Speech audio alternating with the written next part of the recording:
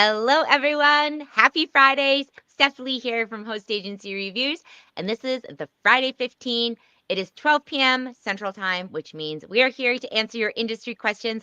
Today, I have a lovely co-host on. You may recognize her from earlier Friday 15s. This is April Swales from Uniglobe Travel Center. Hello, April. Hello, Steph. It's good to see you. It's wonderful to see you as always. We've got some great questions today, which I'm really excited about. Let's see, but before we get into the questions, as usual, we have to go through any announcements we've got. First one I wanted to let people know is that, as I've been saying for the last couple weeks, Host Week, we're really getting into high gear. We have got our speakers chosen. We'll have the agenda out relatively soon on the site. But if you haven't signed up already for it, it's like the host party of the year. Isn't it, April? It's a big No deal. pressure. No pressure. You know what I just realized the other day? I was like, oh, Virtuoso has Virtuoso Week. I could compare it to that. I'm like, except for there's nothing in common with Virtuoso Travel Week. Yeah, it's a tough one to try and emulate. But yeah, we number one, do not dress fancy. Number two, ours is not in person. Number three, we end the week in weird astronaut helmets last year. I don't think Virtuoso would approve of anything we do. So that was hilarious, by the way. I hope you do it again. So I have to tell you, I was like, gosh, how can we top like those astronaut helmets? They were pretty cool. And I was like, what if I got the team astronaut suits? And I was looking this up online and I found this one and I was like, oh, great. And I was like, check out. And they were like $2,000. And I was like, why is this astronaut suit $2,000? But it was not real. it was an exact replica, I guess, of the, I don't know, like Apollo 13 mission. This guy specializes in them. And it was pretty great, though, because I was like, oh, nope, won't be doing that one. I'll have to think of another idea. Yeah, that's steep. Yeah, so you can go to hostagencyreviews.com/hostweek. We'll put the link in the comments as well. And then the other thing to mention is many of you took our survey last year or earlier this year, and we published out the hosted advisor report. The independently accredited advisor report just came out. So if you want to kind of see the summary of it, it's a really great report. It's just as in-depth as the hosted report, except for it's for independent advisors and can kind of show the difference between these two different, they're similar types of agencies, but there are some big differences between them. So I'll put the link in to the report so you can see the report summary and check that out. And let's see. So let's get into our questions, April. So first one is from Helen S. Poor Helen. I keep hearing everyone talk about FITs. So what is it and how does someone specialize in it? So I am sorry, Helen, that we throw that out and don't explain it. I'm glad you asked because there's a lot of people probably wondering the same thing. Yes, and there's a lot of acronyms in this business you will stumble upon over and over again. And don't feel silly about asking, what does that mean? Because there's a lot of them. And I think sometimes people just make stuff up too. But FIT stands for Flexible Independent Travel. And don't call it FIT because you will be corrected at some point. FIT is essentially you crafting an itinerary, and it can be as simple as an air itinerary or as complex as air and car and hotels and driving routes. It's essentially you not working from something that's already put together in a guided or packaged format. And specializing it in it, really, all you have to do is enjoy the research, really. It helps if you're knowledgeable about the destination that somebody is asking you to send them to. But if there is a specific part of the world that you want to sell that you've never been to, don't fear. You can always seek out the expertise of what's called a DMC, a destination management company, or an on-site. And what those companies do, they're essentially boots on the ground. They specialize in a particular city or region or country or whatever. And they will help you look like a rock star. You know, this is something that as an advisor, I ask for help with all the time. You can't be an expert in every part of the world. So don't even try to pretend like, you know, oh, yes, I know all about that. Just say, hey, I've got connections with companies in that part of the world, and I'll make sure that you're taken care of. So that's what FIT stands for, flexible independent travel in a nutshell. Yes, that's perfect. And Helen, just so you know, I think even within the industry, because I've heard people say it's foreign independent travel too. Like it's, I don't even think anyone knows what the actual base root of it is, but yeah, what April says it is. The one thing I will say, and like I want to hear your opinion on this after April, but starting out with FIT, if you're a brand new advisor, is very difficult because number one, like working on FIT and reaching out to those DMCs, especially if you're brand new and don't have any relationships with them, can be really hard. Like, let's say you want to go to Italy or somewhere where they're just bombarded right now, or Japan with tons of inquiries. Um, you may not be getting like the quick responses that you need and things like that. And so FIT is usually something that we see, and this is actually something that's in the reports, is usually something that we see with more experienced advisors after they kind of learn the ropes of how the travel industry works, get a feel for things by working on simpler things like packages and tours, cruises, things like that. Then they'll branch out into FITs. And it's not to say you can't, it is just more difficult. Like if you're a destination specialist, and you really, really know Spain and you've been there a zillion times, you have contacts on the ground, it's going to be a lot easier for you as a new advisor. So there are certain situations where it is easier, but what's your thoughts on that, April? I do agree that it is a more challenging way to sell travel. Oftentimes, you'll see service fees attached to an FIT package that's being put together because you should be compensated fairly for your time, and it can require several hours of research if you're not as familiar with that destination. Another thing that I always caution new advisors about being careful with is that blurred line between the role of a travel advisor and a tour operator. Mm-hmm. Tour operators, or a DMC is an example of a tour operator. They're the ones who collect funds and disperse to service providers. But you're not collecting your clients' money and putting it into your business account and then paying the service providers or adding a markup. That's not what you do as a travel advisor. If you wanted to be a tour operator, you certainly could, but it's going to require a different level of liability for your business. Bonds are involved, licensing. You got to make sure that you have the correct type of E&O insurance. So you just want to be careful that you're staying in your lane as a travel advisor whenever you're putting together custom packages. That I find that is a question that comes up over and over again. Like, what do you mean I can't take my client's money and then pay? Well, if you become the merchant of record, then you're responsible for any refunds. And then you also can get yourself in a lot of trouble legally if you're not really sure business-wise what you should and shouldn't be doing.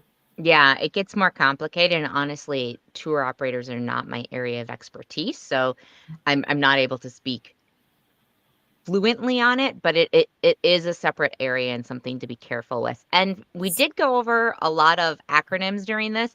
So I'm going to also link to our article on travel industry terms where you can get an abbreviated travel industry glossary that can help you out with some of these terms. And for those that are brand new and struggling with them, you can get the full glossary by joining our 7-day setup accelerator course, which we'll link to. And then two other things I wanted to use as resources for you, Helen, and they are like our Travel Agent Chatter podcast.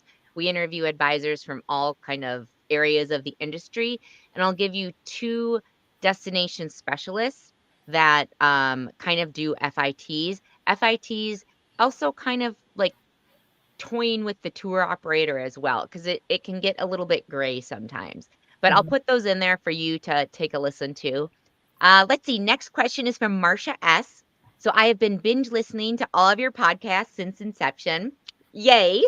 So the information is wonderful. Thank you so much. In episode 20 of Friday 15, you stated that in order to get an IATA and CLIA card, you need $5,000 in sales to get one. But if you are starting anew and want to be independent, this causes quite the catch-22. How do you get around this? April, tell us your thoughts. Okay. So There's not really a way around it. If you want to earn an IATA card, you have to have, it's actually 5,000 in gross commissions or Yep. salary. So I've provided Steph with a couple of links. One link will show you where to go to learn about what the eligibility requirements are for just earning a card. And then one link will show you where to get accredited if you are truly an independent versus a hosted advisor. Two totally different things, because having an IATA card doesn't necessarily mean you have your own IATA number or your Yep. own credential. So if you're a hosted advisor, your IATA card is going to be linked to your host agency's IATA credential. You have to have earned the 5,000 in commission or salary within a 12-month time. That's the requirement. And some host agencies may have additional requirements. So you may want to just check with your host agency to see if there's something else they require. But essentially, if you're a storefront, if you're home-based, if you're hosted, you are eligible. You just have to meet those early requirements. Unfortunately, there's just no way around it. So. Yeah, and the reason behind that, Marcia, is because with these cards, you're recognized as a full-fledged travel advisor, and the real value in them is you're able to, like, oftentimes if you're going on a fam trip or getting travel advisor discounts, they'll ask for one of these cards or proof of these cards, and so they want to make sure that the people are producing travel advisors. And let me see, I'm going to link to our article. First of all, I have to say, April, I love that you prepared the links for me because that is just like awesome. I don't have to go and find them. No. So I'll link to the links that April sent me, but I also want to link to something on accreditation numbers. So if you were looking to go on your own completely and be independent, the accreditation number options that are out there for you. And then I'll also link to, we've talked about our reports, but I'll link to those. And then that's going to give you some of the data on income through the different years, because the first couple years it can be a little bit slow for new advisors. And there's lots of other good stuff in there. And you know what? I'm also going to link to our article on commission levels to give you an idea. I think it would be safe to say that with $5,000 in commissions, you'd roughly need to sell probably $50,000 of some type of travel during a 12-month period to meet And that. you can easily achieve that in your first year. That's not an attainable number at all. No, not at all. A lot of people far exceed that in their first year. So obviously, the type of travel you're selling makes a difference and things like that. So I do want to add one more thing. I think it's good that these requirements exist because, our industry already has a fairly low barrier to entry. And this particular thing, even though it's a small, I would say it's more of a speed bump than a roadblock. It allows the agency or the accreditation agency to kind of make sure that it's not just people coming in for the perks. I mean, we all love the perks, right? But you do want professionals in the industry. It makes us all look better whenever people are here for the right reasons. It's interesting too, I was thinking about. So I'm trying to think how long I came ago in the industry. It was maybe like 15 or 20 years ago, but it was still $5,000 in commissions back then. And if you think of the price and inflation and all of these things, it's such like, I kind of wish they would bump it up a little bit because it's like, it's been 20 years. Right. And we're Yeah. still saying $5,000 in commissions when travel's much more expensive and everything's much more expensive. So that And was the just something. fee is very reasonable. It's like $50, $48 or something like that. You get a digital version, you get a hard version for your wallet. Other than that, I think the only other, steadfast requirement is you have to be 18. So I didn't know that. So that's fantastic to know as well. For all the 16-year-olds listening, you're going to have to wait 2 more years. Yeah, it's going to be great. Okay. Question 3 from Jason. Are there any places that you can help clients sign up for or renew U.S. passports? If so, are there ones where you may earn a small commission? So let's start with the first question, the places where you can help your clients sign up for or renew U.S. passports. So yes, the short answer is yes. Like an example would be CIBT. That's going to probably be the most recognizable one. these services, however, do typically charge a fee for something that your client, if they were to just go on their own and apply, wouldn't have to pay above and beyond what the fee is to renew.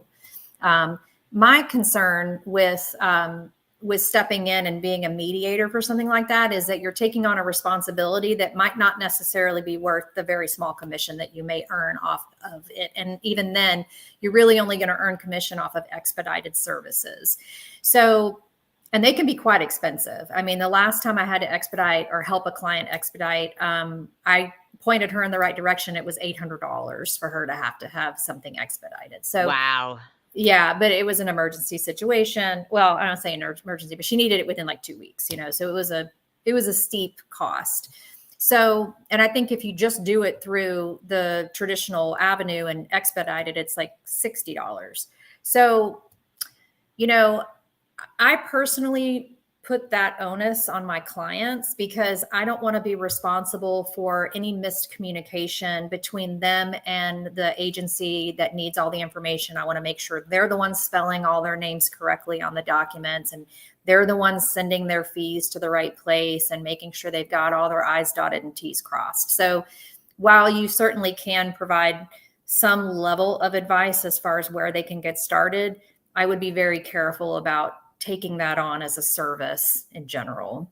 Yeah, definitely either work through a third party or direct them to, Mhm. I'll link to CIBT, and I think, this will vary by agency, but, I think it's like $10 commission for their passport services, so it's not a huge amount of money. It's gonna cost you more probably in time than it is that you're gonna earn commission. Right.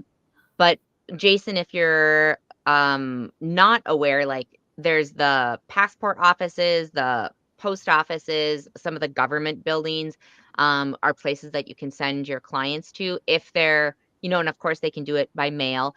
If Mm. April, what are you telling people right now, like clients, how far in advance to book their passports? Because it's been so wonky the last couple years. I know. I mean, it's so all over the place. I tell people, obviously, they want to get started on it as soon as they know they need to. I've heard people in the last couple of months, other advisors say, I got mine in 3 weeks. And then, somebody else said it took me, 8 weeks. So it's really hard to say. And we've had so much upheaval with like threatened government shutdowns this past, this past Yeah. and that slows everything down. Every time there's a government shutdown, it's like, everything comes to a screeching halt, it seems like. So, and I don't know what the inner workings of that are. I don't understand why. I'm sure there's a reason. I just don't know what it is. So I just always tell people, you want to give yourself as much time as possible. And if it were my client and they were trying to book something within, say, 6 months of, their departure date, I would say just go ahead and expedite it. If it costs $50 or $60 to do that, don't quote me. You're going to have to go and check on your, stateside or whatever. But if you don't get your documents in time, even if you have a travel insurance policy, that is not typically a covered reason for needing to cancel your trip. So, because the way the insurance company sees it is you should have planned ahead accordingly. So, I don't leave anything to risk when it comes to things like that. And I also put it in my terms and conditions. And I would imagine that a lot of other advisors do it this way too. I say I put it in. I had an attorney write it in for me. And that is that it is solely the responsibility of the client to make sure that they have all their documents in order. Mm-hmm. So I'm happy to answer questions. I'm happy to point them in the right direction. But in terms of getting it all finished, that is their responsibility. Exactly. And then if they are within 2 weeks time of their departure, they do have the specific passport agencies Mm-hmm. throughout the US that you can go to, but those book out really fast. I know when I've Yes. had people that need to use them, sometimes they have to fly to it'll be like, oh, we only have things in Denver, or Yeah. we're lucky in Minneapolis. We have one like a mile from my house or something. But and the last thing that I learned when I was at ASTA Legislative Day, which I had not known before, but you can actually, if you're having problems, if your client is having problems with getting their passport, they applied a long time ago, they're leaving soon, and they still haven't gotten it, and they can't find appointments, you can go to your senator's office, and they Yes. have people that work with it. So it's great for agencies to make the connection of whoever's in charge of that at the senator's office so they can send their client the direct email address and get that worked out.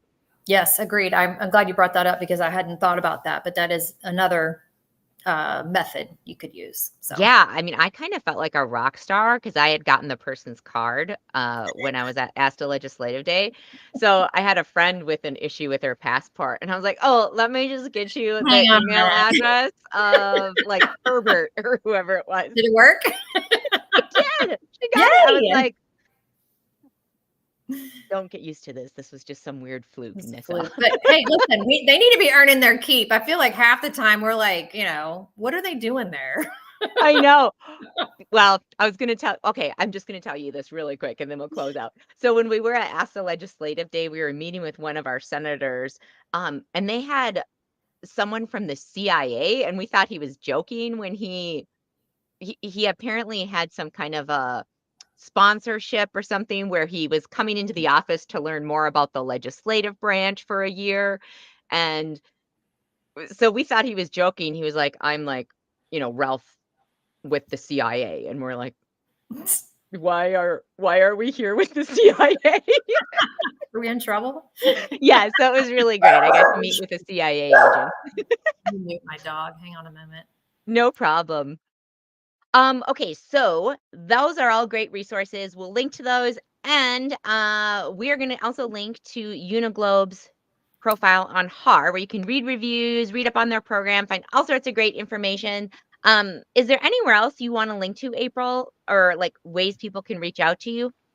You are welcome to connect or link to our website and our contact page, actually, if you want. I mean, they're certainly welcome to go through and look at our various program offerings, but the contact page on our website will actually have you, it's a direct link to my appointment calendar. And sometimes we'll have people call in, but the hard part about that is that I'm answering phones all day long and I'm also making calls all day long and then also doing things like this too. So I always tell people the best way to get in touch is to go ahead and make an appointment directly on my calendar. And that way I have 30 minutes set aside to talk with you. Nobody's playing phone tag. Yep. And I'm 100% dedicated to answering your questions at that time. So that's the best way to get in touch with us. Perfect. I will link to the Contact Us page for if anyone wants to chat with April. And coming up next week for our Friday 15, up ahead, we have next week is going to be Lori Spears with Levarte Travel. The following week, Jen Lee from Travel Planners International. And then we are off for the Friday of Thanksgiving. Everyone, I know. Ready? God. I know. Everybody have we're going to be eating a lot of turkey and I'll be sound asleep the next day. So let's see. If you have any questions for those host agencies, of course, you can go to hostagencyreviews.com/Friday15, submit your questions, and we will be happy to answer them. And April, thank you so much for joining us today. Thank you for having me. It's always so much fun to sit and chat with you. Definitely. Yay, yay, yay. All right. Well, everyone have a wonderful weekend, and we will see you next Friday, 12 p.m. Central Time.